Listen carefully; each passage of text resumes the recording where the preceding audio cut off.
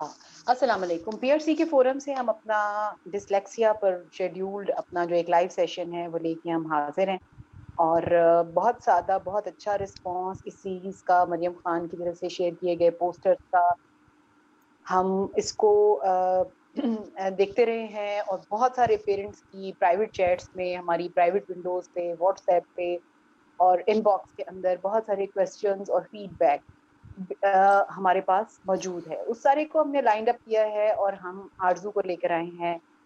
आरजू मलिक पाकिस्तान में वो चंद लोग जो इंक्लूसिव एजुकेशन को समझते हैं, उसको इम्प्लीमेंट कर रहे हैं और उसको प्रैक्टिस करके सीख के आए हैं।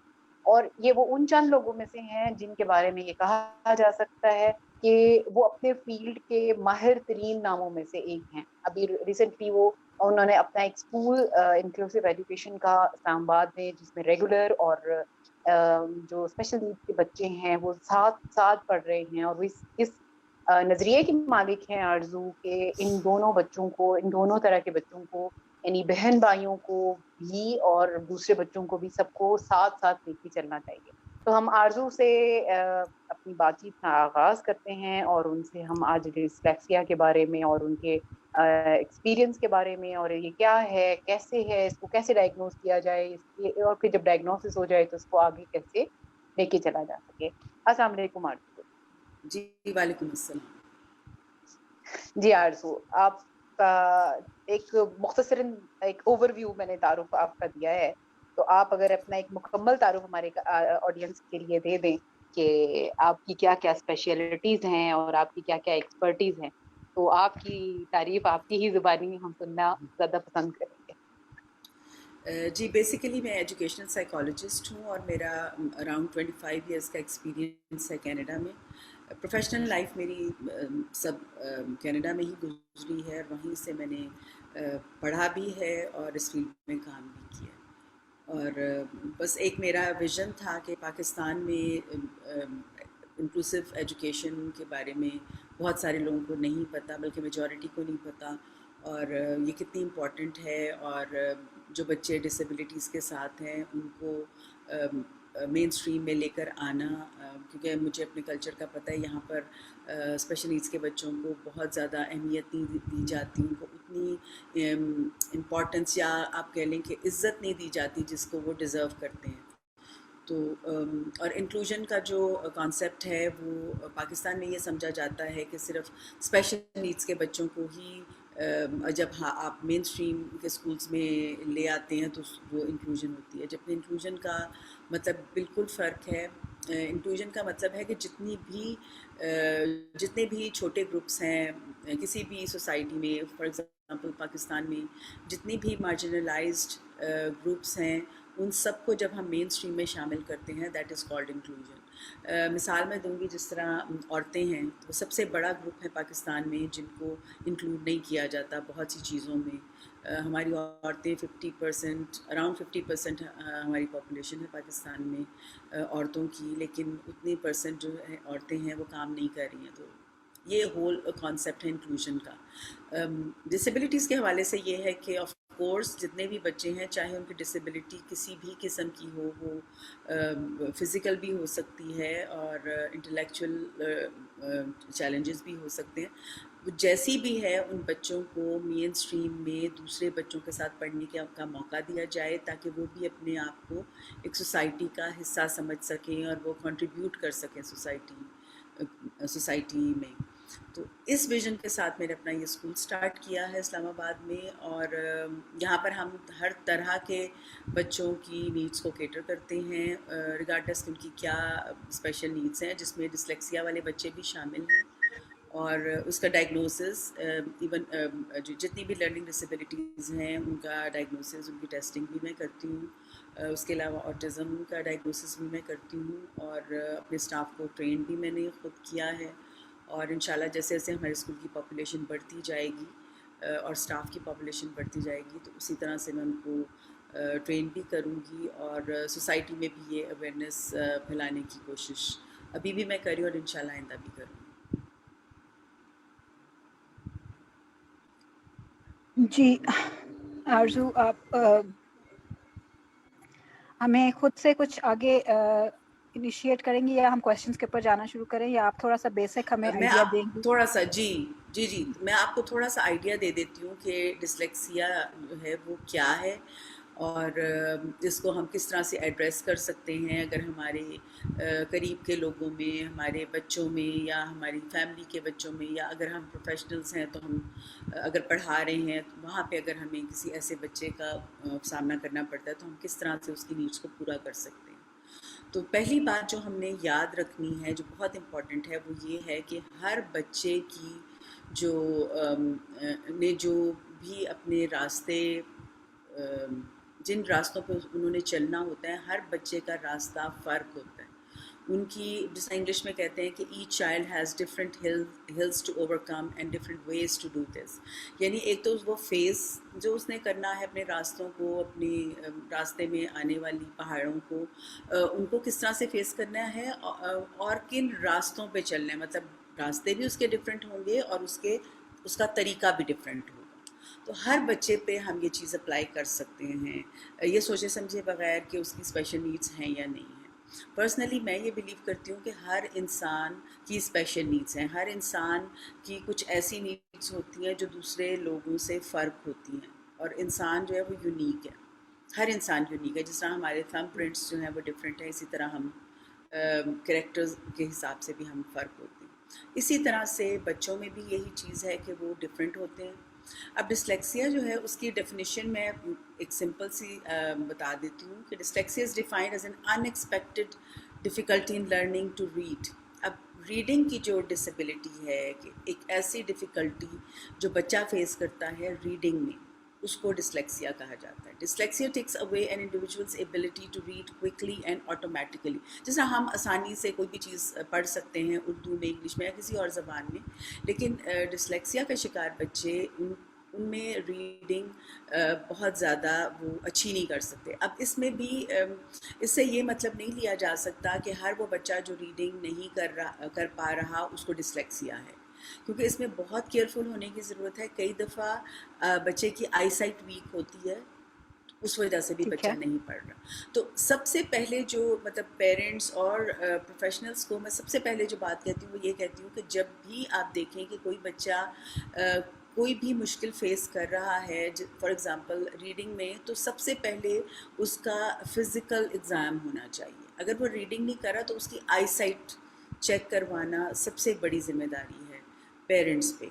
उसके बाद ठीक फिर है। हम दूसरे स्टेप पे आएंगे कि फिर हम देखेंगे कि अगर बच्चे की आई साइट भी ठीक है, ऑफ कोर्स ग्लासेस पहन के, मेरा विजन भी 6x6 है, बच्चे का भी होगा। उसके बाद जब हम देखते हैं कि बच्चा फिर भी पढ़ नहीं पा रहा, या वो अटक रहा है बहुत ज़्यादा, तो that means there is something going on.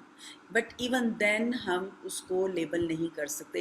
ये चीज़ मैं बार बार पेरेंट्स और प्रोफेशनल्स को बहुत ज़्यादा इस पर जोर देती हूँ कि किसी भी एक भी सिम्टम को लेकर हमें किसी भी बच्चे को लेबल करने का हक नहीं है, क्योंकि उस जी बच्चे बिल्कुल। की ज़िंदगी का सवाल है। पूरी ज़िंदगी एक बच्चे की दाव पे लग जाती है जब हम इस तरह के काम करते हैं। और मैंने कनाडा में अपने एक्सपीरियंस के दौरान बहुत से ऐसे बच्चों को देखा है जो यंग एडल्ट्स बने, और उस एज में आकर उनको पता चला कि जो उनका पहले डायग्नोसिस हुआ था वो गलत था, या वो आधा गलत था और आधा सही था, और वो सफ़र करते हैं। अब पाकिस्तान में तो प्रॉब्लम ये है कि डायग्नोसिस हो या ना हो, हमारे बच्चे तो सफ़र कर ही रहे हैं, क्योंकि उसकी अवेयरनेस नहीं है पाकिस्तान में उस बारे में।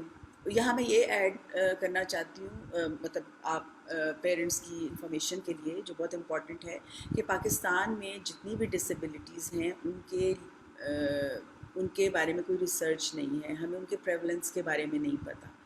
जितना भी डेटा हम यूज़ करते हैं, या जितना भी डेटा मैं अपनी प्रेजेंटेशंस में यूज़ करती हूँ, वो मैं इंटरनेशनल जर्नल्स से लेती हूँ।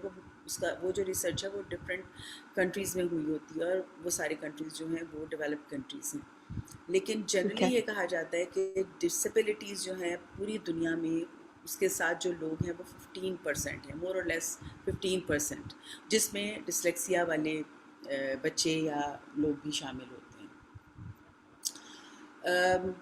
15 to पहले कहा जाता था 15%, अराउंड 15%। उसके बाद अब जो लेटेस्ट फिगर्स आ रहे हैं उसमें सिर्फ अगर डिसलेक्सिया को, पहले मैंने आपको सारी डिसेबिलिटीज़ के बारे में बताया 15%, लेकिन अगर सिर्फ लैंग्वेज बेस्ड डिसेबिलिटी को लिया जाए तो वो 15 to 20% ऑफ द पॉपुलेशन है, यानी कि पूरी दुनिया की पॉपुलेशन।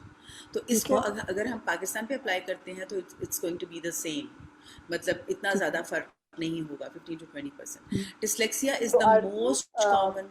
जी आरज़ू, मैं ये पूछना चाह रही थी कि डिसलेक्सिया की जो प्रॉपर मतलब जो सिम्टम्स हैं, जिनको हम कहते हैं कि कोई भी बीमारी है, बुखार है, नज़ला है, जुकाम है, फ्लू है, उसके जी जी जी सिम्टम्स क्या हैं, मतलब वो प्रॉपरली अगर हम 1 2 3 4 करके कुछ बता सकें कि अगर बच्चे जी, में पॉसिबली ये है, जरूरी नहीं कि हर बच्चे में हर चीज हो, हर बच्चे में हर प्रॉब्लम बिल्कुल हो। बिल्कुल तो हम, या बिल्कुल बेसिकली मैं ये चाहती हूँ कि हमें ये पता चले कि जो आम एक बच्चा है और उसको कुछ रीडिंग डिफिकल्टीज हैं, या वो स्लोली लर्न कर रहा है, या वो उसको लर्निंग हिंड्रेंसेस है, कुछ इस तरह की कोई प्रॉब्लम्स आ रही हैं, और डिसलेक्सिया का जो बच्चा शिकार हुआ है, उसको जो प्रॉब्लम हो रही है, उसमें क्या फर्क है बेसिकली। मैं कैसे फर्क करूंगी इस बच्चे में को डिसलेक्सिया है, और इस बच्चे को सिर्फ एक रीडिंग की अभी ये टेम्परेरीली कुछ प्रॉब्लम्स फेस कर रहा है।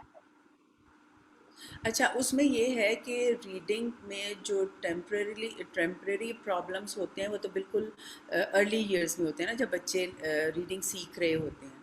ठीक है। उसमें एक पहली बात जो इम्पोर्टेंट है वो ये है कि रीडिंग को हम समझते हैं कि रीडिंग मीन्स के कोई भी लफ्ज़ है, BAT, बैट, तो हमें पढ़ना आ गया कि हमने बैट कहा, रेड कहा, कैट कहा, इट मीन्स कि हम पढ़ सकते हैं, क्योंकि हम सारे वर्ड्स जो हैं उनको हम उनको स्पेल करते हैं और हमें स्पेलिंग्स जी भी आ गए और हमें फेमिलियर है। रीडिंग आ गई। जी, जी फेमिलियर हैं हम। जबकि रीडिंग का मतलब ये हरगिज़ नहीं होता। रीडिंग जो जिसको हम रीडिंग समझते हैं वो असल में डिकोडिंग होती है, कि हमने BAT को डिकोड किया और उसको हमने पढ़ लिया बैट। CAT, कैट, वो डिकोडिंग हो गई। जो कॉम्प्रीहेंशन है, जो उसको समझना है कि CAT कैट डिकोडिंग हो गई, लेकिन कैट मीन्स जब हम कैट का वर्ड बोलेंगे और हमारे दिमाग में किसका इमेज बनेगा, एक कैट का, वो हमारी कॉम्प्रीहेंशन है। तो decoding plus comprehension equals reading. तो ठीक रीडिंग है। Is not decoding. Reading means कि आपको कॉम्प्रीहेंशन भी होनी चाहिए जो भी आप पढ़ रहे हैं। पहली बात तो ठीक है। ये है। दूसरा, जो आप टेम्परेरी की बात कर रही हैं वो यही होता है कि जब बच्चे शुरू में जब सीखते हैं तो ऑफ कोर्स उनको मुश्किल पेश आती है। जैसे मैंने बताया कि उनकी आईसाइट वीक है तो भी उनको मुश्किल होगी। अगर उनमें ADHD है, बच्चा बहुत ज़्यादा हाइपर है, तो भी उसको रीडिंग में प्रॉब्लम होगी, but that is not dyslexia. उसका मतलब ये है कि एक तो बच्चा आराम से बैठकर रीडिंग नहीं कर पा रहा, वो उसकी उतनी प्रैक्टिस नहीं कर पा रहा जितनी उसको करनी चाहिए। कॉम्प्रिहेंशन में भी उसको प्रॉब्लम हो रही है क्योंकि उसमें हाइपर एक्टिविटी ज़्यादा है। अगेन दैट डजंट मीन कि उसको डिसलेक्सिया है। फिर उसमें ऑटिज़म वाले बच्चों में जिनको ऑटिज़म है, उसमें अक्सर ऐसे बच्चे भी होते हैं जिनको डिकोडिंग उनकी परफेक्ट होती है। मतलब आप एक बच्चा जिसको ऑटिज़म है और वो हाई फंक्शनिंग है, वो परफेक्ट उसकी रीडिंग होगी, लेकिन अगर आप उससे 2 सेंटेंसेस की रीडिंग के बाद पूछेंगे कि इनका मतलब क्या है, तो उसको नहीं आएगा। दैट मीन्स कि वो रीडिंग नहीं है, वो सिर्फ डिकोडिंग कर रहा है। There is no comprehension, that means कि he is not able to read. जैसे मैंने बताया, ठीक 2 है। चीज़ें मिलकर रीडिंग होती हैं। तो इसी तरह अच्छा। ये बच्चे जो हैं उनको आप डिस्लेक्सिक नहीं कह सकते। दे ठीक है। Have special needs, maybe they have autism, maybe they have ADHD, but they don't have dyslexia. तो तो ये इस तरह डिसलेक्सिया से आप बेसिकली, डिफरेंशिएट कर सकते हैं। अच्छा, एक हाँ एक यहाँ पे क्वेश्चन यहाँ पे ऐड करूंगी। ये क्वेश्चन हमें आया हुआ था, उसमें ये था कि मदर का सवाल ये था कि आप ये बताइए कि किस एज में पता चल सकता है कि बच्चा डिसलेक्सिक है। कोई अच्छा, एज है इसके लिए कि बेसिक जी एज जी कब से इस चीज के लिए टेस्ट जी करा अर्ली सकते हैं? ईयर्स जी अर्ली ईयर्स में तो कभी भी आप लेबल नहीं कर सकते हैं, और जैसा मैंने भी बताया आपको कि सिम्टम्स देख के आप लेबल नहीं कर सकते हैं अनटिल एंड अनलेस आपने किसी से बाकायदा उसकी इवैल्यूएशन बच्चे की करवाई है, ठीक है। डायग्नोसिस हुआ है कि इस बच्चे को लर्निंग डिसेबिलिटी है। लेकिन वो डायग्नोसिस 7 ईयर्स से पहले नहीं होना चाहिए, क्योंकि उसमें बच्चे के डिफरेंट फेजेस होते हैं। और उसमें कुछ बच्चे हो सकता है उनमें कोई भी स्पेशल नीड उस तरह से ना हो, लेकिन वो वैसे ही थोड़ा उनकी जो स्पीड है वो थोड़ी कम है दूसरे बच्चों से। तो लेकिन हम अगेन उनके लिए स्लो लर्नर्स का वर्ड की टर्म कभी भी यूज़ नहीं करेंगे, क्योंकि ये इंसल्टिंग है किसी भी बच्चे को, किसी भी ह्यूमन बीइंग को ये कहना कि वो शख्स या वो बच्चा स्लो लर्नर है। तो हम ये कहेंगे कि बच्चे की शायद स्पीड थोड़ी कम है एज़ कम्पेयर टू अदर, और जैसे मैंने टू अदर्स, और जैसे मैंने शुरू में कहा कि हर बच्चे की ज़िंदगी में ही has different hills to climb and different ways to do it. तो इसी तरह से बच्चों में भी कुछ बच्चे स्लोली वो अपना सफ़र तय करते हैं, कुछ तेज़ी से करते हैं, again based on their abilities. तो लेकिन उसका ये मतलब हरगिज़ नहीं है कि उनको डिसलेक्सिया है। और अराउंड 6-7 ईयर्स बहुत क्लियर चीज़ें होती चली जाती हैं, और उसके बाद फिर अगर आप प्रॉपर उसका डायग्नोसिस करवा लेते हैं तो बेस्ट है। अच्छा, जो आरजू मैं बेसिकली समझी हूँ वो ये है कि डिसलेक्सिक जो बच्चा है वो कोडिंग और अंडरस्टैंडिंग दोनों ही नहीं कर सकता है, और वो बेसिकली जो रीडिंग एबिलिटी है उसकी वो अफेक्टेड है। तो क्या डिसलेक्सिक बच्चों की राइटिंग एबिलिटी पे कोई फर्क होता है या अच्छा, एक और भी? जी, एक पॉइंट जो आपने रिपीट किया तो मुझे लगा शायद मिसअंडरस्टैंडिंग है। आपने कहा कि वो रीडिंग और कॉम्प्रिहेंशन नहीं कर सकता, ऐसा बिल्कुल भी नहीं है। कई दफ़ा डिसलेक्सिया वाले बच्चे रीडिंग भी कर पाते हैं, but again that depends on the kind of intervention. जितनी अर्ली इंटरवेंशन आपने उनकी कर ली है, मेरे बहुत से स्टूडेंट्स ऐसे रहे हैं कनाडा में जिनको अगर आप रीड करते हुए देखें तो आप कभी भी, आपसे मतलब ये है कि वो लोग जो प्रोफेशनल नहीं हैं, जो इस फील्ड के नहीं हैं, अगर वो उनको रीडिंग करते देखें तो वो कभी भी गेस नहीं कर सकते कि इनको डिसलेक्सिया है। क्योंकि अर्ली एज में जो मेरा कॉन्सेप्ट है, जिस तरह मैंने अपना स्कूल इस्टेब्लिश किया है, उसी कॉन्सेप्ट के साथ कि अर्ली एज में जितनी जल्दी इंटरवेंशन होगी उतनी जल्दी बच्चा जो है वो उनको ओवरकम करेगा। इट इज़ न्यूरोलॉजिकल डिसऑर्डर जो ये डिसलेक्सिया है, it is a learning disability actually. तो जो भी लर्निंग डिसेबिलिटीज़ हैं वो कभी भी ठीक नहीं होती। अल्लाह ने इंसान का दिमाग, उस बच्चे का दिमाग ऐसा बनाया है, उसके अंदर की जो वायरिंग है वो ऐसी की हुई है कि वो वैसी ही रहेगी, बच्चे की उम्र के साथ उसमें कोई चेंज नहीं आएगा। वो ठीक नहीं हो सकता, लेकिन आप उसको इंटरवेंशन करके, अर्ली इंटरवेंशन के थ्रू उस बच्चे को आप इस काबिल बना सकते हैं कि वो रीडिंग भी कर ले, वो उसकी कॉम्प्रिहेंशन भी बेहतर हो जाए, और आप उसको मैनेज करके उसको बेहतर कर सकते हैं। यानी जितना ज़्यादा आप उसको फोकस में रखेंगी उस बच्चे को और उसकी नीड्स को, और उसको साथ लेकर चलेंगी, तो बहुत चांसेस हैं कि बच्चा रीडिंग भी कर पाए और कॉम्प्रिहेंशन, मतलब रीडिंग को मैं रीडिंग ही कहूँगी, मतलब डिकोडिंग और रीडिंग, तो वो रीडिंग भी कर पाए आगे आने वाले सालों में। लेकिन पाकिस्तान में क्योंकि सिनेरियो बिल्कुल फ़र्क है, यहाँ पर पेरेंट्स को तो पता ही नहीं चलता, इवन टीचर्स को पता नहीं चलता।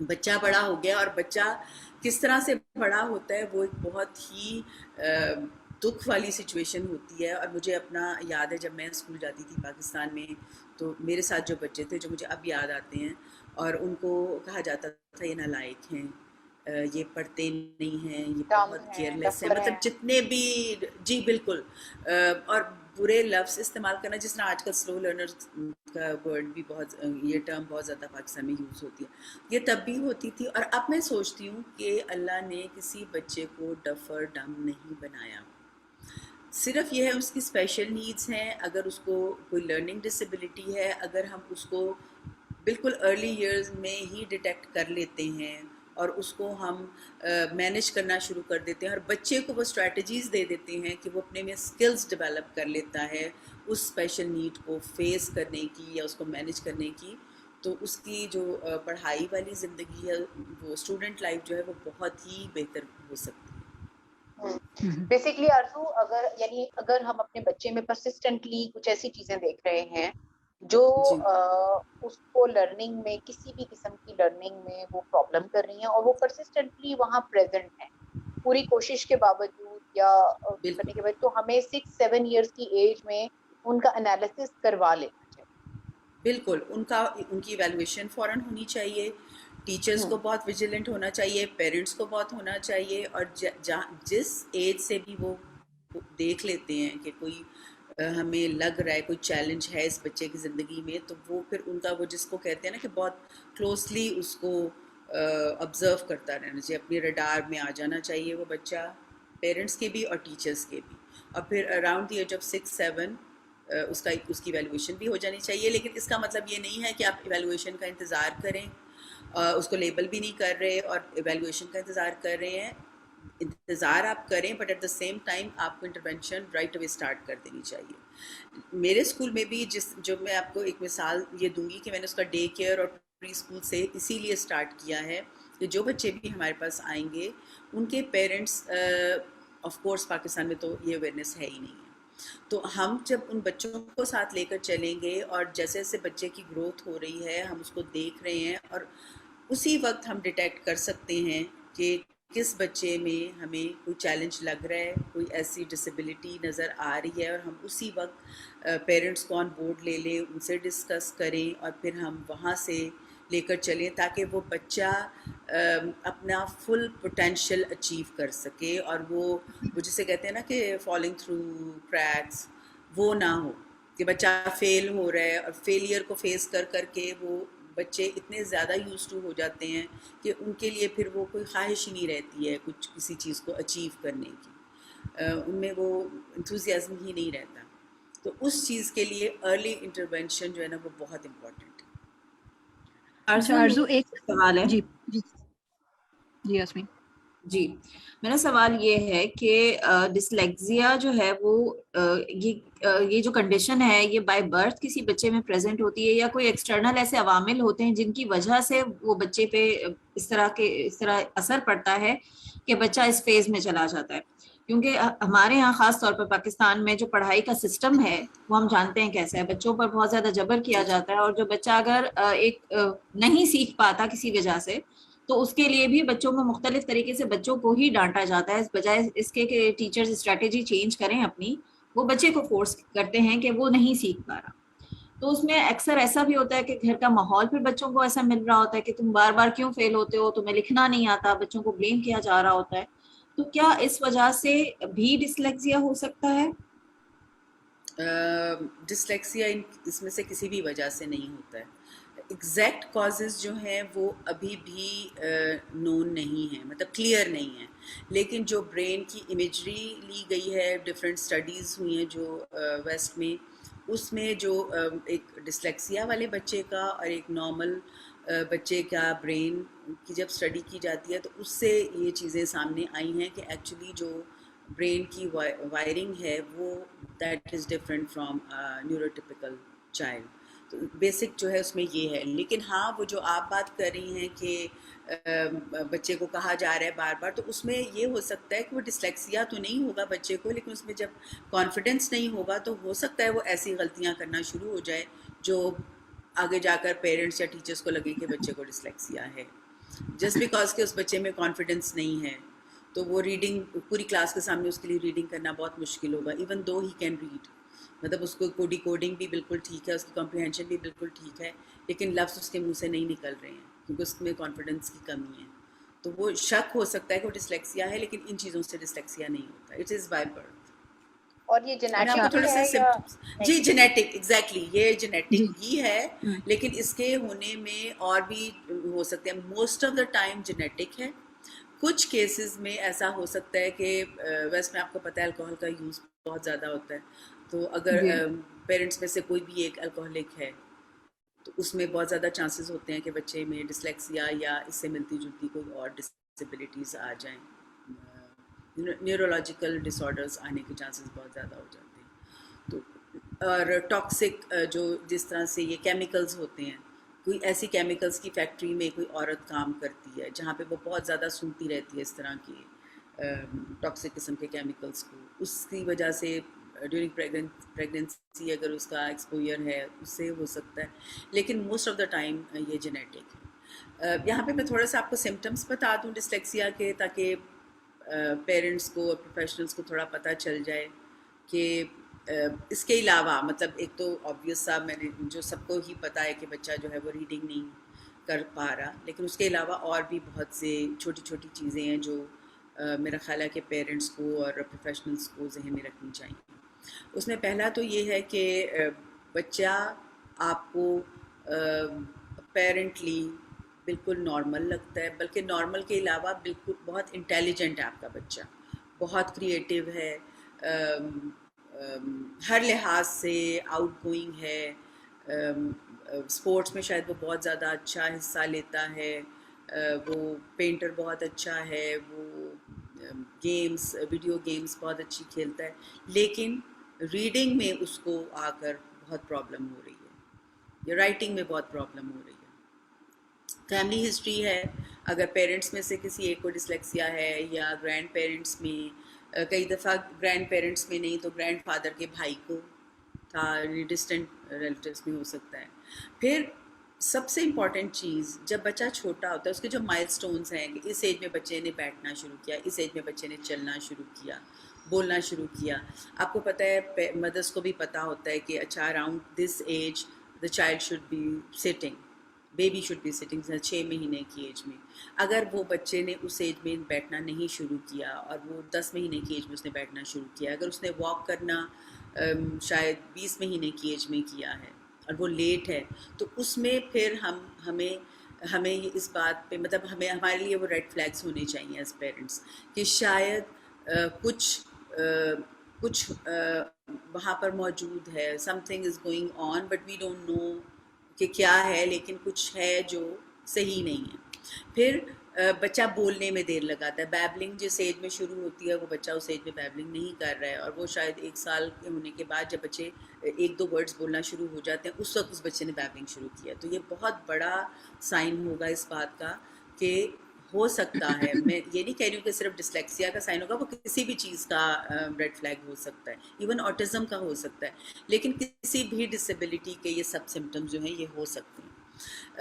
उसके अलावा जब बच्चों को हम ABC सिखाना शुरू करते हैं तो उसमें लेटर्स की पहचान, अल्फ़ाबेट्स की पहचान, डिजिट्स की पहचान, कलर्स हम जब सिखाते हैं बच्चों को, कलर्स वो नहीं सीख पाते हैं। फिर डेज़ ऑफ द वीक, आपको पता है सिर्फ 7 डेज़ ऑफ द वीक हैं, इवन मतलब 7 डेज़ ऑफ द वीक भी बच्चे को नहीं आ रहे हैं, अगर आ रहे हैं तो उसका जो सीक्वेंस है वो गलत है। जिस तरह हम कहते हैं फ्राइडे, सैटरडे, संडे, मंडे, तो बच्चे को आते तो 7 डेज़ ऑफ द वीक हैं, लेकिन वो कह रहा है फ्राइडे, मंडे, थर्सडे, तो आप देख लेना चाहिए कि this is a red flag. इसी तरह months of the year same thing, कि 12 महीनों के नाम या तो आते नहीं हैं, अगर आपने बहुत सिखाया और अगर बच्चे ने सीख भी लिया है तो उसका सीक्वेंस नहीं होगा, वो जनवरी के बाद जून भी कह सकता है, September and then go back to May, कुछ भी हो सकता है। फिर उस बच्चे में अगर आपने देखा कि छोटा बच्चा है वो क्लमसी बहुत ज़्यादा है, दैट डजंट मीन कि आप एक 4 साल का बच्चा है और आप उसको कोई 2 किलो की चीज़ उठा दें और वो गिर जाए उसके हाथ से और आपके बच्चा बहुत क्लमसी है, क्योंकि एज अप्रोप्रिएट आपने चीज़ें देखनी है ना। 4 साल के बच्चे से हम ये एक्सपेक्ट नहीं कर सकते हैं कि वो 3 किलो की चीज़ उठाएगा, लेकिन अगर हमने उस बच्चे के हाथ में कोई ग्लास दे दिया है और वो उसके हाथ से गिर जाता है, वो उसकी ग्रिप सही नहीं है, दैट मीन्स कि बच्चे में क्लमसीनेस है, and again it's a red flag.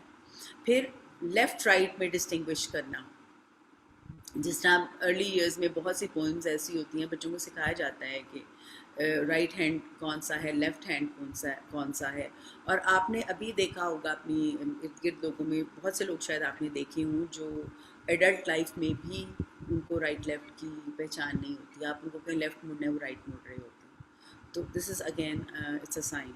फिर साउंड्स, लेटर्स, नंबर्स, जो सारी चीज़ों का जो मैंने पहले बताया था कि वो सीक्वेंस आगे पीछे कर देते हैं, सेम थिंग विद नंबर्स, 1 2 3 4 5 की जगह वो 4 5 3 2 कह रहे होंगे। फिर लेटर और नंबर रिवर्सल, जो ये बहुत कॉमन है, जो अक्सर पेरेंट्स भी मेरे से बात करते हैं कि बी की जगह डी लिख दिया, डी की जगह बी लिख दिया, लेकिन अगर ये सारे काम जो मैं आप राइटिंग की बात कर रही हूँ, जो रिवर्सल्स कर रहे हैं बच्चे, वो अगर 5 इयर्स की एज के अंडर हैं और वो कर रहे हैं तो दैट इज़ नॉर्मल, क्योंकि उसमें वो मिरर इमेज होता है ना, आपको पता है बी और डी एक दूसरे का मिरर इमेज है, तो उसमें अगर वो बी की जगह डी लिख रहे हैं उस एज में, तो उसको रेड फ्लैग नहीं लेना चाहिए। लेकिन अगर वो 7 साल की उम्र तक भी ये कर रहे हैं, that means it is definitely a red flag. फिर इसी तरह से बच्चा अगर आपको कंप्लेन कर रहा है कि मैं रीडिंग करता हूँ और मुझे नज़र नहीं सही आता, मुझे लगता है कि जो वर्ड्स हैं और या अल्फ़ाबेट्स हैं वो मूव कर रहे हैं, फ्लोट कर रहे हैं, तो दैट मीन्स कि there is something going on.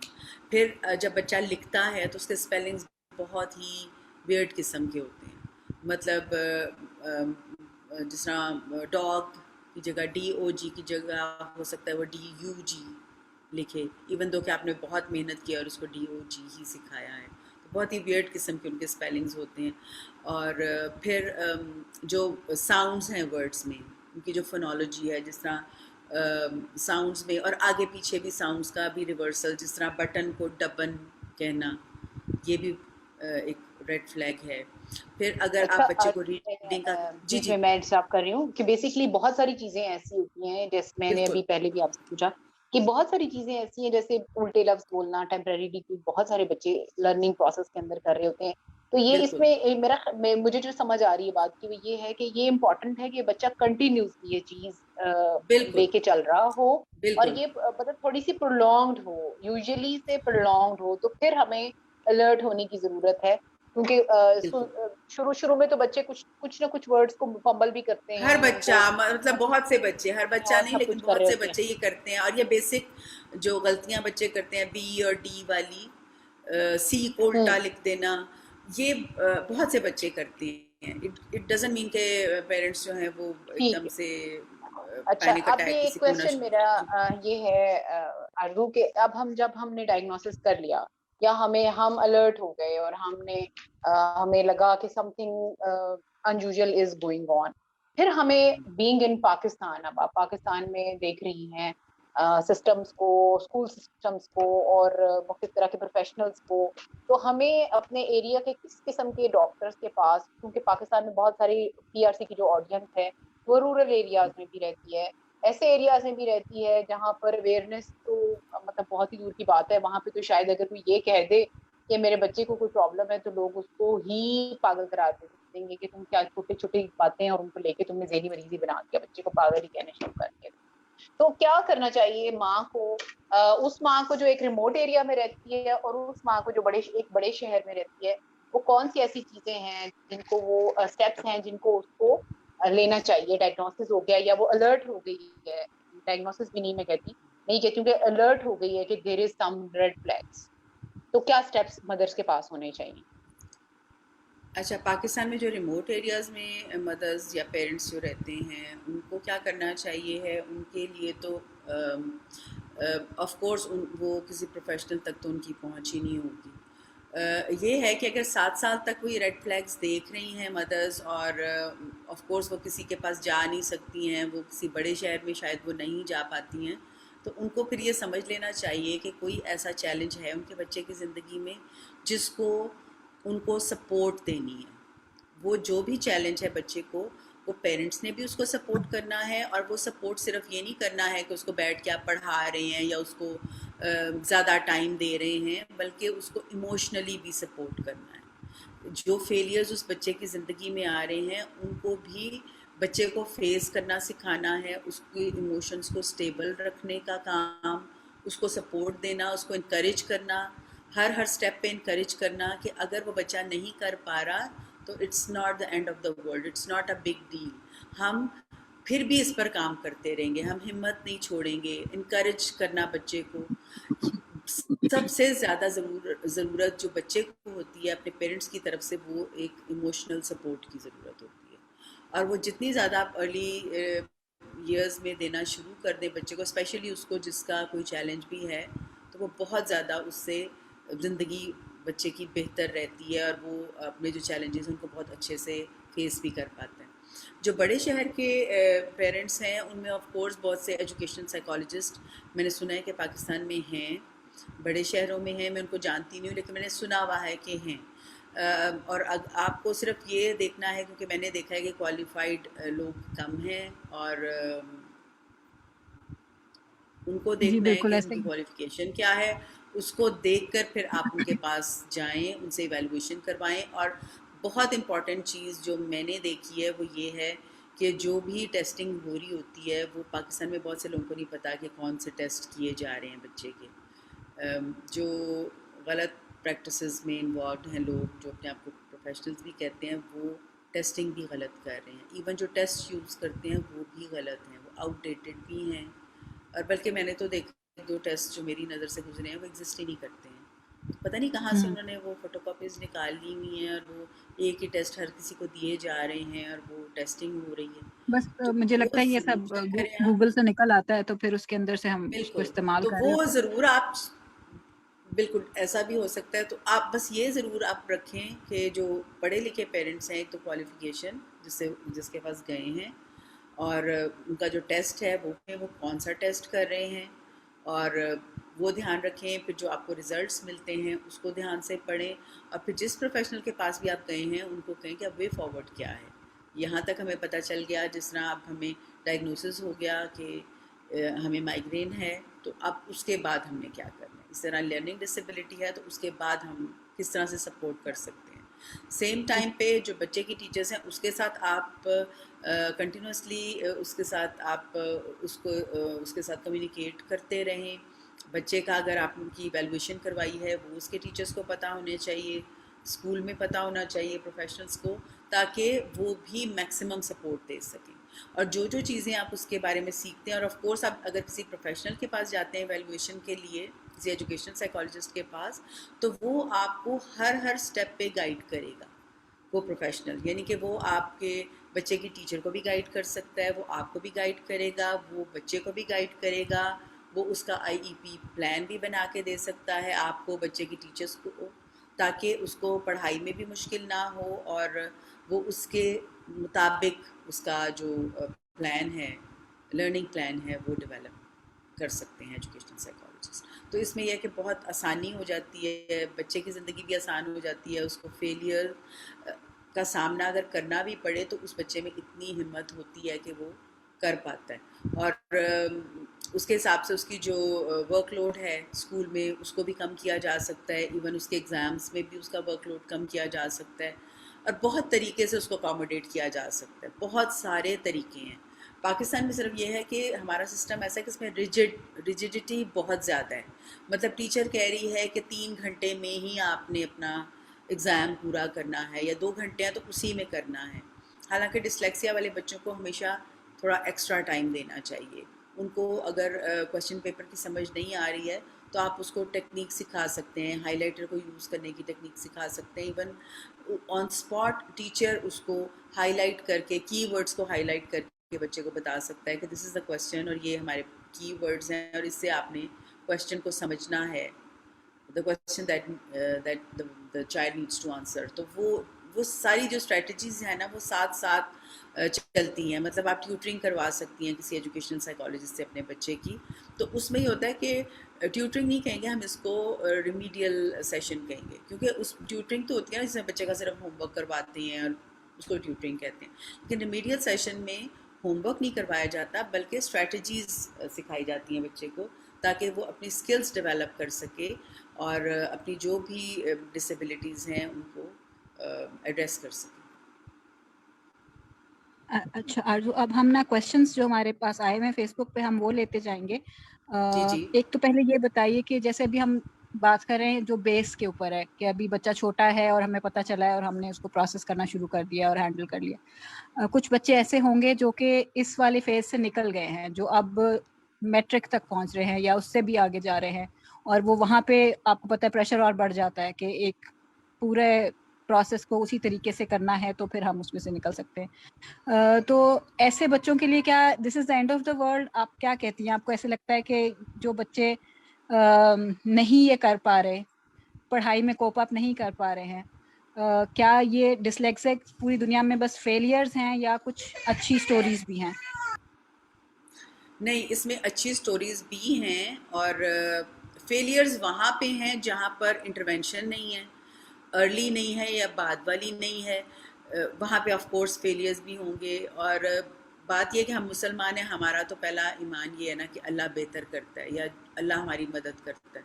तो उसमें फिर ये है कि हमारा अगर ये ईमान है तो उसके साथ फिर हम ऑफ कोर्स उस चीज़ पर काम भी करते हैं। जो आपने बताया कि अगर लेटर एज में अंदाज़ा हो रहा है, पहले इतना पता नहीं था, पहले यही लग रहा था कि बच्चा बहुत लापरवाह है और वो काम नहीं करता है और उसका दिमाग इतना काम नहीं करता है, जो हमारे पाकिस्तान में कहा जाता है ज़्यादा। तो पहली बात तो मैं ये कहूँगी कि अगर बच्चा लेट्स से 15 साल का है और आपको आज एक मदर यहाँ पर मेरी बातें सुन रही हैं और उनको रियलाइज़ हुआ है कि शायद मेरा बच्चा इस कैटेगरी में फॉल करता है और उसको वो सारी चीज़ें, वो सारे रेड फ्लैग्स जो मैंने बताए हैं, उनको लग रहा है कि वो उनके किसी एक बच्चे पर फिट आते हैं और बच्चे की एज 14-15 साल हो गई है। तो जो काम उन्होंने करना है, जो जहाँ से स्टार्ट करना है, वो ये है कि एक तो बच्चे के साथ अगर तो आपकी रिलेशनशिप बच्चे के साथ पहले से बहुत अच्छा है, फिर तो आपके लिए काम बहुत आसान हो जाएगा। अगर रिलेशनशिप बहुत अच्छा नहीं है, यानी आप अच्छा होने से मतलब ये है कि प्यार तो आप में है बच्चे के साथ, लेकिन आपने बच्चे के साथ ऐसा रिलेशनशिप नहीं रखा जिसमें बच्चा अपनी हर बात आपके साथ शेयर करे। हर बात मीन्स के बुरी से बुरी बात, उसका बुरे से बुरा फेलियर भी वो आपके साथ डिस्कस करे। तो अगर ऐसा रिलेशनशिप है तो फिर आपकी काम बहुत आसान हो जाता है। आप बच्चे को अपने पास बिठाएं और उसको ये सब बातें बता दें। बताने में बहुत आसानी हो जाएगी आपको भी और आपके बच्चे को भी। एक रियलिटी आपके सामने आ जाएगी, आपके सामने ऑलरेडी आ गई, लेकिन जब आप वही बात अपने मुंह से अपने बच्चे को बताएंगी तो आपको खुद थोड़ा सा उस पर एक स्टेप और ज़्यादा यकीन हो जाएगा। लेकिन अगेन आपने ये नहीं बताना, क्योंकि डायग्नोसिस नहीं हुआ हुआ, तो आपने कहना है कि मुझे लगता है ज़्यादा चांसेस हैं, शायद 80% चांसेस हैं कि हमें इस चैलेंज का सामना है। बच्चे को बताएं, उसको कॉन्फिडेंस दें, उसको इमोशनल सपोर्ट दें। अगर आपका रोने को दिल चाह रहा है, अगर बच्चे का रोने को दिल चाह रहा है, उसको बिल्कुल मना ना करें। आप जितना भी मतलब रोकर अगर आप अपना कैथारसिस कर रहे हैं या आप अपने आप को बुरा भला कह के कर रहे हैं, किसी और को बुरा भला कह के कर रहे हैं, जिस तरह से भी होता है उसको एक टाइम पे हो जाना चाहिए। जिसे कहते हैं कि वो सारे आंसू बहा देने चाहिए, क्योंकि इस प्रोसेस के बाद ही आप अगला स्टेप ले सकते हैं। और उसके बाद अगला स्टेप यही होना चाहिए कि आप उसको रिमीडियल सेशंस उसके करवाएं बच्चे के। खुद अगर कर सकते हैं आप खुद करें। बहुत से लोग इसका गूगल की हेल्प लेकर कर सकते हैं, प्रोफेशनल्स के पास जा सकते हैं और वहाँ से जहाँ से आपको पता चला है ना जिस स्टेप पे, वहीं से उसको लेकर चलें। ये नहीं सोचना चाहिए कि हमें देर से पता चला है तो अब तो कुछ नहीं हो सकता। Everything is possible. बहुत से दुनिया में मशहूर लोग हैं जिनको डिसलेक्सिया है और हमें उनके बारे में पता नहीं है। जिस तरह से मैंने कुछ जमा किए हुए हैं ऐसे लोग, जिस तरह से मोहम्मद अली हमारे बॉक्सर हैं जी, ही है डिसलेक्सिया। स्टीवन स्पीलबर्ग, आपको पता है एक बहुत बड़ा नाम है, उनको डिसलेक्सिया है। टॉम क्रूज एक्टर हैं, उनको डिसलेक्सिया है। पाब्लो पिकासो बहुत बड़े पेंटर थे, उनको डिसलेक्सिया था। एल्बर्ट आइंस्टाइन, उनको डिसलेक्सिया था। वॉल्ट डिज्नी, जो बच्चे जिनको इतना एडमायर करते हैं, डिज्नी की इतनी फिल्म्स होती हैं, आपको पता है उनकी 7th जनरेशन है, शायद 6th और 7th जनरेशन, जो मतलब जो सबसे पहली जनरेशन थी वॉल्ट डिज्नी पिक्चर्स जिन्होंने ये कार्टून्स स्टार्ट किए थे। उनकी पूरी फैमिली में उनका ये जेनेटिक है, उनकी फैमिली में डिसलेक्सिया है, but they are very creative. और आप खुद ही देख रहे हैं, मुझे कुछ कहने की ज़रूरत नहीं है, जब डिज्नी का नाम आता है तो एवरीबडी नोज। तो इस तरह से बहुत से लोग हैं और डिसलेक्सिया वाले बच्चे मोस्ट ऑफ द टाइम बहुत क्रिएटिव होते हैं। प्रॉब्लम ये होती है कि वो जो फेलियर होता है ना, जो जो उनके एकेडमिक्स में जो फेलियर वो फेस कर रहे होते हैं, उसकी वजह से जो उनकी दूसरी एबिलिटीज़ हैं ना, वो भी दब जाती हैं। प्रॉब्लम मैंने ये देखा है बच्चों में, कनाडा में भी यही देखा है कि वहाँ पर भी जो बच्चे जो चाहते हैं उनके बच्चे बस पढ़ें, मतलब नो मैटर व्हाट, वो कहते हैं कि बस इनको पढ़ना चाहिए, इनके ग्रेड्स अच्छे होने चाहिए। मैंने देखा है कि वो बच्चे जो है ना, उनमें बहुत ज़्यादा उनका कॉन्फिडेंस शैटर हुआ होता है, वो कर नहीं पा रहे होते हैं क्योंकि वो कर ही नहीं सक रहे हैं। एक चीज़ आप में है, एक एबिलिटी, वो चीज़ मौजूद ही नहीं है, तो वो कैसे हो सकती है?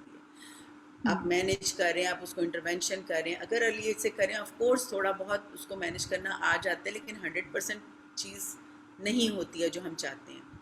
तो उसमें छोटे बच्चे जिन पेरेंट्स के हैं, उनको तो मैं हमेशा ये कहती हूँ कि बच्चे का कॉन्फिडेंस लेवल कभी नीचे नहीं आने दें। जितना मर्जी उनका फेलियर हो रहा है स्कूल में, उनका कॉन्फिडेंस उसको बूस्ट करें। उसमें जो दूसरी एबिलिटीज़ हैं, क्रिएटिविटी है उसमें। मैंने देखा है बहुत से प्रोड्यूसर्स, डायरेक्टर्स मूवीज़ के जो फिल्में बनाते हैं, उनमें डिसलेक्सिया होता है। मेरे अपने 2 स्टूडेंट्स थे कनाडा में, फ्रेंड्स थे वो दोनों को डिसलेक्सिया था, और वो इतने क्रिएटिव बच्चे थे, मतलब 15 इयर्स उनकी एज थी, और वो इतने क्रिएटिव थे कि अगर मैं उनको रीडिंग का कहती थी तो वो उन्होंने कभी हाथ नहीं खड़ा करना कि हम रीडिंग करेंगे, उन्होंने आराम से बैठे रहना।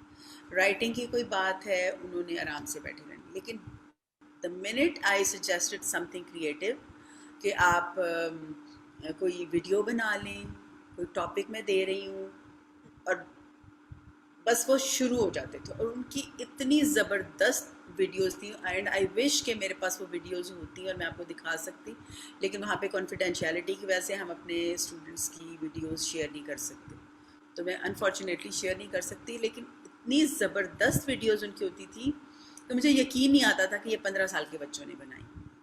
लेकिन जब वो पढ़ाई की तरफ जहाँ पे आते हैं, जहाँ राइटिंग का होता है, वो कहते थे कि हम कर ही नहीं सकते। लेकिन कॉन्फिडेंस उनका कभी भी उनके ना पेरेंट्स ने नीचे जाने दिया है, ना प्रोफेशनल्स ने। उनको इनकरेज किया है जितनी जो भी उनमें टैलेंट है, तो वो चीज़ कभी भी नहीं छोड़नी चाहिए।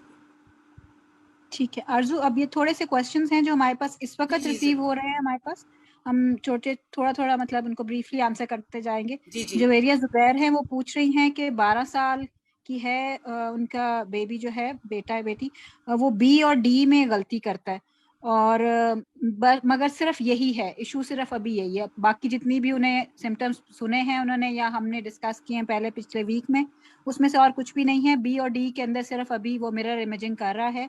तो ये क्या डिसलेक्सिया के लिए उनको काम करना चाहिए इसके अंदर या नहीं? अच्छा, इसमें यह है कि मैं एज अ प्रोफेशनल मैं इस तरह की जो सजेशंस हैं ना उनको अवॉइड करती हूँ, क्योंकि ये बच्चे के फ्यूचर का सवाल होता है।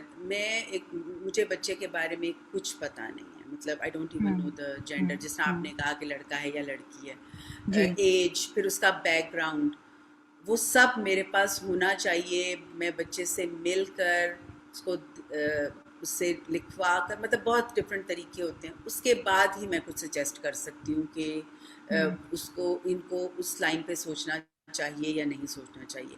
लेकिन जनरली मैं सिर्फ ये कह सकती हूँ कि अगर कोई और इशू नहीं है तो बी और डी का इशू कोई इतना बड़ा, it's not the end of the world. मतलब अगर उसकी कॉम्प्रिहेंशन, जैसा मैंने रीडिंग का बताया, अगर रीडिंग का मतलब डिकोडिंग और कॉम्प्रिहेंशन है, अगर दैट इज़ फाइन, अगर वो बाकी सब्जेक्ट्स में ठीक हैं, तो मेरा नहीं ख्याल कि कोई इतनी बड़ी बात हो सकती है। But if there is something तो फिर डेफिनेटली इनको प्रोफेशनल के साथ कांटेक्ट करना चाहिए। ठीक है। अच्छा, एक क्वेश्चन है सहर मेमन का, वो कह रही हैं कि कोई ऐसी वेबसाइट्स हैं, कोई वेब पेजेस हैं जहाँ पे से कुछ इन्फॉर्मेशन शायद वो लें, यानी कि बच्चों को हेल्प करने के लिए किस तरह से गाइडलाइन मिल सकती है, तो मे बी वो फिर जो रिमोट एरियाज वाले हैं वो भी कुछ गाइडलाइन ले सके वहाँ से। ऐसे कोई हैं बने हुए वेबसाइट वगैरह? बहुत सी हैं। आप गूगल पे सिर्फ डिसलेक्सिया लिख दें, आपके पास ढेरों वेबसाइट्स आ जाएंगी। उसमें एक है अमेरिकन डिसलेक्सिया एसोसिएशन है, मतलब जाहिर बात है वेस्ट में रिसर्च होती है, तो उनकी जो इंफॉर्मेशन उन वेबसाइट्स पे होती है वो रिसर्च बेस्ड ही होती है। और प्लीज़ जो ऐसी वेबसाइट्स हैं ना जहाँ पे आपको उनका जो भी इंफॉर्मेशन है, अगर उन्होंने उसको साइट नहीं किया हुआ किसी रिसर्च पेपर्स को, उस पे हाँ, उसको बिल्कुल भी ट्रस्ट ना करें। लेकिन अगर किसी जर्नल को उन्होंने साइट किया हुआ है कि ये वाला जर्नल है, कोई साइकोलॉजी का, एजुकेशनल साइकोलॉजी के जर्नल, जो रिसर्च वाले जर्नल्स हैं, अगर तो वहाँ से उन्होंने वो इन्फॉर्मेशन ली हुई है तो दैट इज़ ऑथेंटिक। लेकिन वैसे ही किसी भी वेबसाइट पे जस्ट एक आर्टिकल है और जिसका आपको ऑथर का भी नहीं पता या उसका नाम पता है बट ही और she is not a researcher, तो प्लीज़ उसको ट्रस्ट नहीं करें। क्योंकि पाकिस्तान में अभी तक मैंने जो देखा है वो यही देखा है कि स्पेशल नीड्स के फील्ड में ख़ास तौर पे बहुत से पेरेंट्स, बल्कि मुझे लगता है कि मेजॉरिटी ऐसे पेरेंट्स की है जो सिर्फ गूगल से इंफॉर्मेशन लेती है और उसको अप्लाई करना शुरू कर देती है। ऐसा कभी भी नहीं करना चाहिए। ये बिल्कुल वही बात है जैसे वो नीम हकीम वाली जो हम बात करते हैं कि अगर आपको पूरी बात नहीं पता तो प्लीज़ उसको प्रैक्टिस ना करें। वो फ़ायदे तो नहीं होगा, उसका नुकसान ज़्यादा होगा। जिस तरह से मैंने आपको बताया कि अगर आपने मुझे बच्चे की एज बताई है, I don't know the gender, कोई बैकग्राउंड नहीं है, मुझे नहीं पता उसने जितनी भी क्लासेस पढ़ी हैं ग्रेड 1 2 to 5, मुझे नहीं पता उसका क्या एकेडमिक बैकग्राउंड है, उसकी परसेंटेज कितनी है उसके डिफरेंट सब्जेक्ट्स में, तो मैं कभी भी उनको मशवरा नहीं दूँगी। क्योंकि देखिए ये तो बिल्कुल वो वाली बात हो गई कि कोई भी उठ के आप सिर्फ एक बात पूछें और उस पर आपको कोई मशवरा देते हैं। आपको मेरी बात समझ आ रही होगी कि मेरे सर में दर्द है, आप मुझे बिल्कुल हाँ, तो वो उस तरह से प्रॉब्लम सॉल्व नहीं हो सकती। उसके पीछे पूरा एक बैकग्राउंड होता है जिसका जानना बहुत जरूरी है। एंड पे हम इसके अंदर ना आपकी भी लेंगे कि कहाँ तक आपसे अप्रोच कैसे कर सकते हैं और क्या आप टेलीफोन के जरिए भी अवेलेबल हैं या नहीं, हम इसका भी थोड़ा सा एंड पे ना डिस्कस करते हैं। रुखसाना रमजान है, वो कह रही हैं कि उनकी 7.5 साल की बच्ची है और वो 2-3 जो सिम्टम्स बता रही हैं वो यही है, मुझे लगता है डिस्लेक्सिया के लिए, कि वो ऑन को नो पढ़ती है, छोटा या बड़ा ई लिख रही हो तो वो उल्टा ही लिखती है, और कुछ टाइम के बाद सब कुछ पढ़ा हुआ भूल जाती है। वो नर्सरी की किताबें उसको 3 साल से पढ़ा रही हैं और बच्ची अभी तक बुनियादी लफ्जों की पहचान नहीं पकड़ पाई है। सो देखने में तो यही लग रहा है कि डिस्लेक्सिया की तरफ है, लेकिन ये बहुत स्ट्रॉन्ग जो हैं सिम्टम्स जो हैं ये डिस्लेक्सिया के हैं। मतलब कोई भी लर्निंग डिसेबिलिटी, इसमें ज़रूरी नहीं है डिस्लेक्सिया हो, लर्निंग डिसेबिलिटी एक जो लर्निंग डिसेबिलिटीज़ है एक अम्ब्रेला टर्म है, उसके अंडर फिर ये डिस्लेक्सिया, डिस्कैल्कुलिया, डिस्ग्राफिया, ये सब चीज़ें उसके अंडर आती हैं। तो जिस तरह मैथ से रिलेटेड डिसेबिलिटी हो गई, राइटिंग से रिलेटेड हो गई डिस्ग्राफिया, तो ये सारी उस अम्ब्रेला के अंडर आती हैं। तो ये बहुत बड़ा फील्ड है, ये बहुत बड़ी टर्म है लर्निंग डिसेबिलिटी। और इसमें डेफिनेटली जो ये बात कर रही हैं बच्ची के बारे में कि 3 साल से वो पढ़ा रही हैं, तो डेफिनेटली मैं ये डेफिनेटली कह सकती हूँ कि देयर इज़ समथिंग, लेकिन मैं उसको पिन पॉइंट नहीं करूँगी जब तक कि मुझे ज़्यादा नहीं पता होगा। अच्छा, अमारा मिर्जा हैं, वो कह रही हैं कि how to help dyslexic child in writing task as they don't write consistent and keep on distracting. तो मसला हमें यही है कि हमें एक पैटर्न के ऊपर रखना होता है बच्चे को।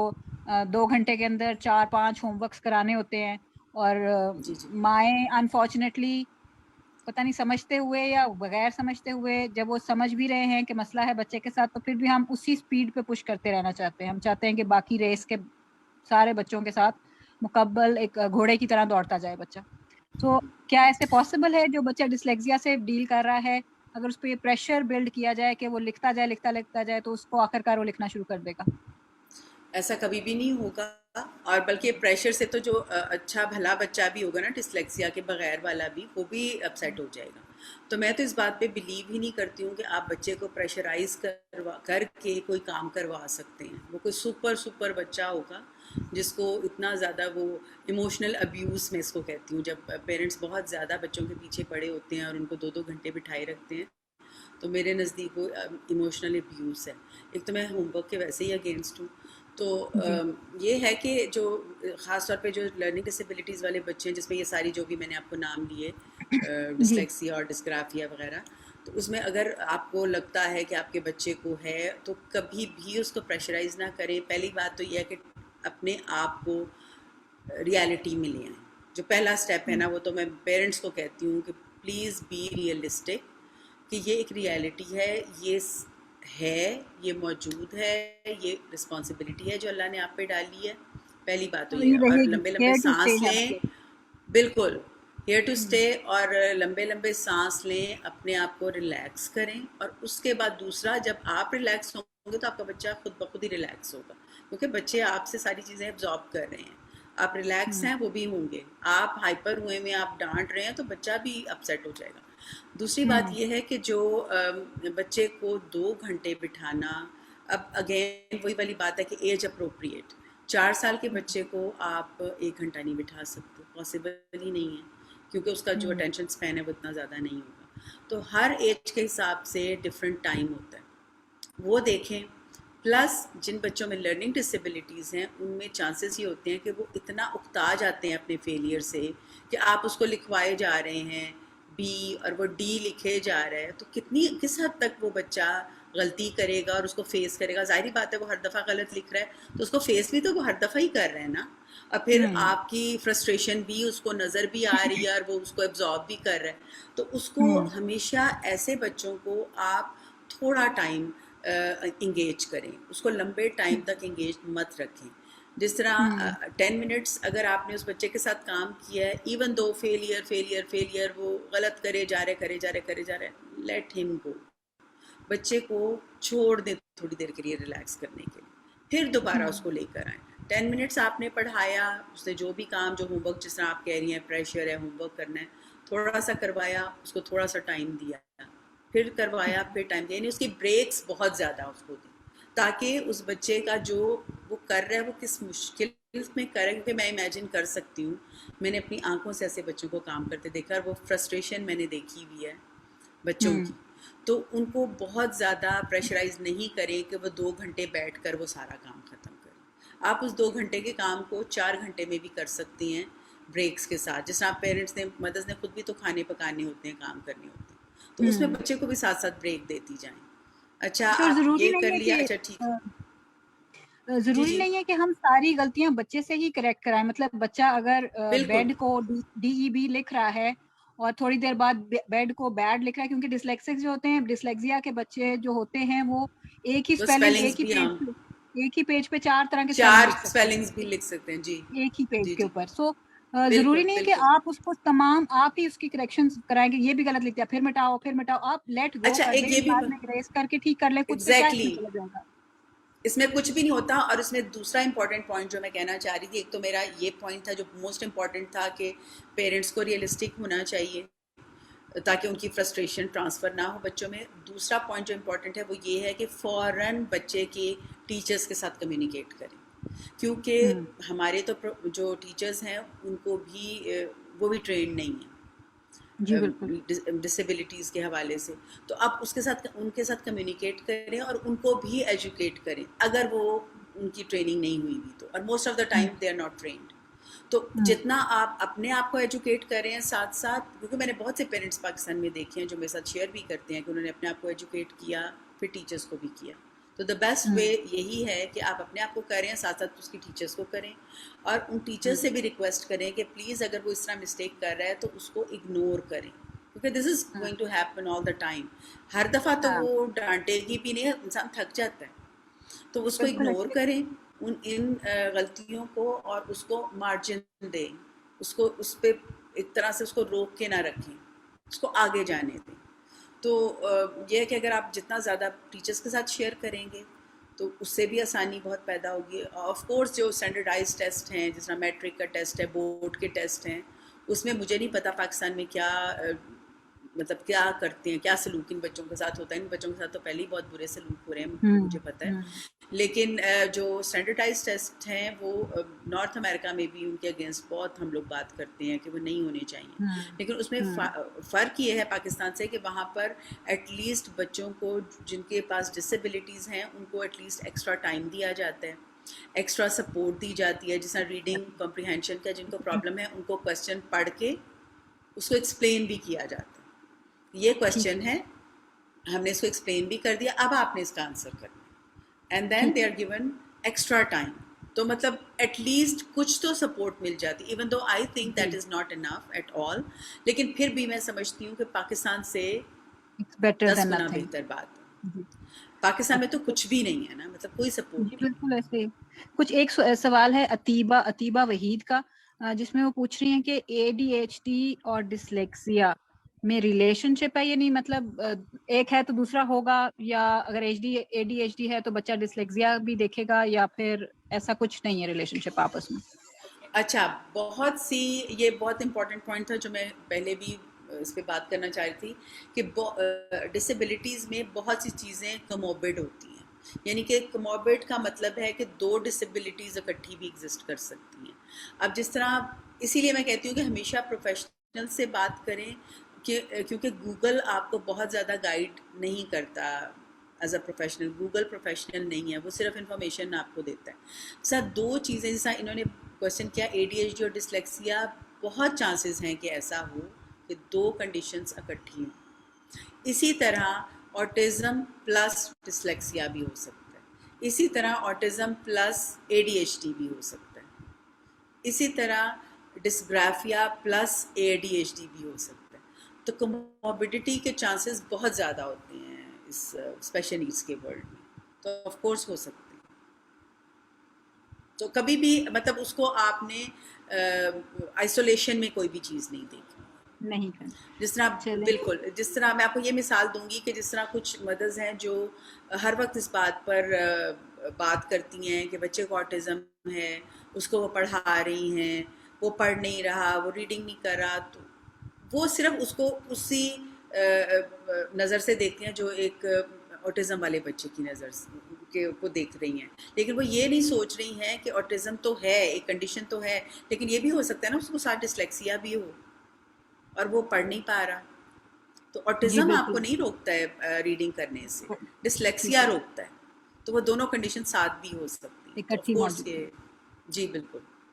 ठीक है। अच्छा आरजू, एक सवाल अभी आया हुआ था पीछे हमारे, जब पिछले वीक के दौरान, उसमें इस्लामाबाद के कोई पेरेंट थे और वो ये पूछ रहे थे कि कहाँ जा सकते हैं वो अपने बच्चे को लेके। तो आप इस्लामाबाद में हैं, आप अपना बता दीजिए, और क्या ऐसे पॉसिबल है कि आपसे ऑनलाइन कुछ कंसल्टेशन ले सकें, अच्छा, या फिर ऑनलाइन, हम कुछ और शहरों जी के, यानी कराची ऑनलाइन, में जैसे काजिम अच्छा ट्रस्ट है या कराची का लाहौर मैं, में कुछ है, तो हम बिल्कुल, उनकी भी ये मुझे दे नाम, देंगे। जी जी सॉरी, आप बोलें।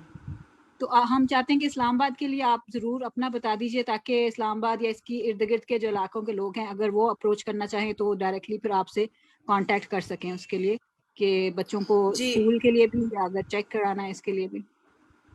जी बिल्कुल। उसमें यह है कि मेरा स्कूल जो है वो पुलिस फाउंडेशन में है, फ्यूचर स्मार्ट के नाम से। एक्चुअली हमारी जो कंपनी है वो है फ्यूचर स्मार्ट एजुकेशन के नाम से, जिसमें उसके अंडर सारा आता है। मैं उसमें प्रोफेशनल्स की ट्रेनिंग भी करती हूँ, टीचर्स की ट्रेनिंग भी करती हूँ, पीडियाट्रिशन्स को भी हम ट्रेन कर सकते हैं कि किस तरह उन्होंने जो बच्चे के जो माइलस्टोन्स होते हैं उसके डेवलपमेंट के, उसमें क्या क्या रेड फ्लैग्स होते हैं उसके बारे में भी। और ये सारी चीज़ें हमारी एक ही मेरी ब्रांच है जो पुलिस फाउंडेशन में है, फ्यूचर स्मार्ट के नाम से। उसका एड्रेस मैं आपके साथ शेयर कर दूँगी, तो आप उसको शेयर कर जी दें अपनी वेबसाइट पे या किसी तरह जी से, बिल्कुल, आप अपनी डिटेल्स तो हमें वहाँ दे पे आप दीजिए, हम कांटेक्ट उसके। करें। जी बिल्कुल।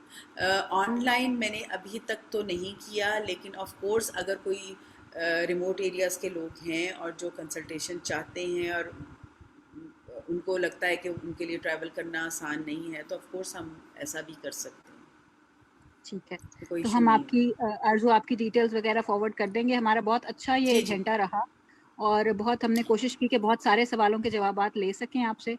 अगर हमें दोबारा से इसके बारे में, क्योंकि ये तो अभी एक इंटरनेशनल वीक चल रहा था, तो हम इसके लिए कर रहे थे स्पेशली, अगर बीच में भी हमें या पेरेंट्स की इस तरह से आई फरमाइश, तो हम आपसे ज़रूर रिक्वेस्ट करेंगे कि दोबारा जी आइए, ज़रूर। और हम आपसे ज़रूर क्वेश्चंस करेंगे। और आपसे बात करके बहुत अच्छा लगा। आपने बहुत सुकून से, तहम्मुल से, बहुत डिटेल के साथ सब पेरेंट्स को गाइड किया है। मज़ीद आखिर में आप कुछ कहना चाहें तो प्लीज़ ज़रूर आप इंडोर्स कर लें जिस बात को, क्योंकि पेरेंट्स को मुझे लगता है कि एक सपोर्ट की शायद ज़्यादा ज़रूरत है पेरेंट्स को भी, क्योंकि ये कंपैरिजन शायद या एक कंपटीशन समझा जाता है कि मेरा बच्चा कितना अच्छा है, और अच्छा होने का तरीका का शायद ये भी समझा जाता है कि पढ़ता कितना अच्छा है वो। तो ये आप थोड़ा सा अगर इसको रैप अप कर दें तो फिर हम इसको ख़त्म करते हैं इंशाल्लाह इसके बाद। बस मैं बात अपनी वहीं पे ख़त्म करूँगी जहाँ से मैंने शुरू की थी। शुरू मैंने यहाँ से की थी कि हर बच्चे की अपनी has his own hills to climb. और अगेन वही बात है कि हर बच्चा का अपना पेस होता है। कुछ बच्चे तेज़ी से वो चीज़ें अचीव करते हैं, कुछ स्लोली करते हैं। उनको इनकरेज करना, उनकी इमोशनल सपोर्ट वो हमारी ज़िम्मेदारी है एज़ पेरेंट्स। हम उनकी सक्सेस के ज़िम्मेदार नहीं हैं। अल्लाह ताला उनकी सक्सेस का, हर चीज़ का ज़िम्मेदार जो है ना, हम तो अल्लाह को समझते हैं। हमारा काम एज़ पेरेंट्स उनकी सपोर्ट करना है। उनको वो सपोर्ट या तो ख़ुद से करें या उनको जिस तरह से हम ट्यूशन रखवा देते हैं, रिमीडियल सेशंस करवा देते हैं, उसको करना, वो करना हमारा काम है। बाकी उसको बच्चे को इस तरह से प्रेशर में लाना, क्योंकि हम दूसरों के बच्चों के साथ कंपेयर कर रहे हैं, तो ये बच्चों के साथ बहुत बड़ी ज़्यादती है। तो प्लीज़ ऐसा ना करें, उनको दूसरों के बच्चों के साथ कंपेयर मत करें। और आपका बच्चा जो है वो आपका बच्चा है, वो एक इंडिविजुअल है, उसकी एक अपनी पर्सनैलिटी है। उसकी पर्सनैलिटी को आप डेवलप होने दें, उसको ग्रो होने दें, उसकी ग्रोथ को ना रोकें। जस्ट बिकॉज के उसका कोई फेलियर है तो आप उसको डिस्करेज करते चले जाएं। मेरा सबके लिए यही मैसेज है, क्योंकि मेरे अपने दोनों बच्चे स्पेशल नीड्स के साथ हैं और माशाल्लाह से उनको मैंने कभी भी इस चीज़ का एहसास नहीं होने दिया कि डिसेबिलिटी जो है वो उनके रास्ते में कोई रुकावट है, या एक डिसेबिलिटी की वजह से वो कुछ और नहीं कर सकते। तो यही मैसेज मैं सब पेरेंट्स को भी देना चाहूँगी कि अपने बच्चों को बहुत सपोर्ट करें, बहुत प्यार करें, और जितना प्यार करते हैं उस प्यार का जो क्या कहना चाहिए, उसकी जो उसका उनसे कोई रिटर्न में उनसे कोई चीज़ ना मांगे। ये ना मांगे कि रिटर्न में हमें अब तुम्हें इतने नंबर जो हैं वो दो, ताकि मैं अपनी 6 और फ्रेंड्स को बता सकूं how successful my child is. तो ये बहुत ज़्यादती होती है हमारे अपने बच्चों के साथ। Thank you so much. Thank you very much Aarzoo.